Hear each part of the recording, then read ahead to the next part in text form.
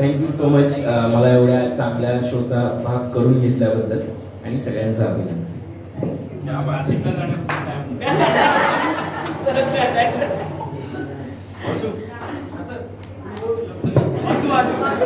या मालिकेच्या बाबतीत असं घडलं की प्रत्येक टीम याच्यामध्ये इतकी इन्व्हॉल्व आहे, ऍक्टर्स पासून ते अगदी स्पॉट बॉय पासून सगळे एडिटिंग टीम, आणि ते प्रत्येक एपिसोडवरती इतकी मेहनत घेतात की तो खूप छान पद्धतीने प्रेक्षकांपर्यंत पोहोचतोय.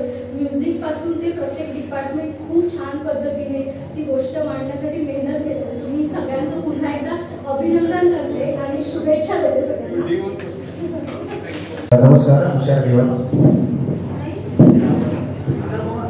काय सांगू एका आमच्या हवाई उद्याला तर तुम्ही सगळे होता 1000 एपिसोड आम्ही पूर्ण केले, 10 वर्षाचा टप्पा गाठला.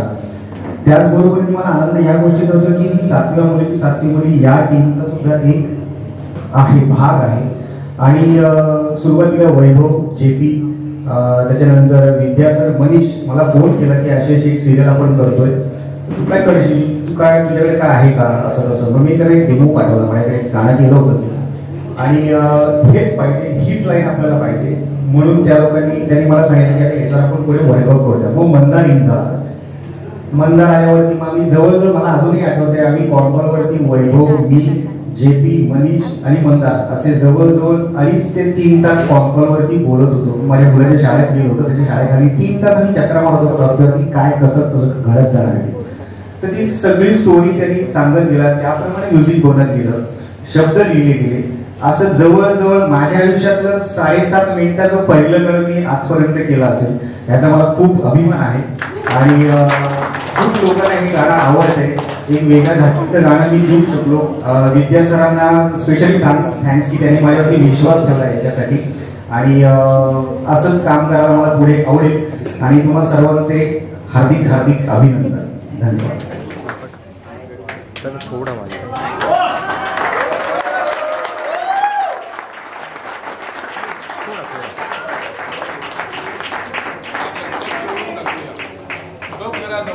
खूप इंटरेस्टिंग बनवलाय. आणि सर इकडे 500 एपिसोड आहे त्याच्यावर. थोडा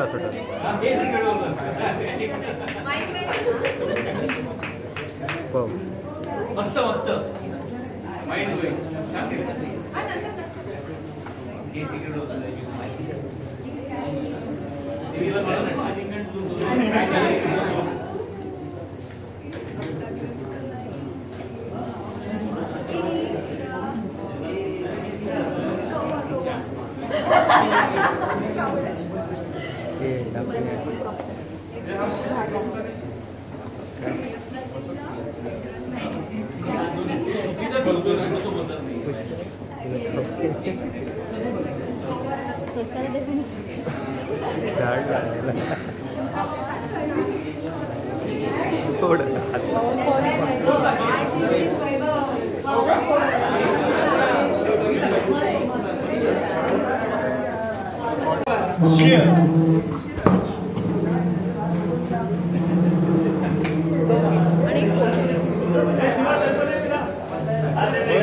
संपत नाहीये ना माझं.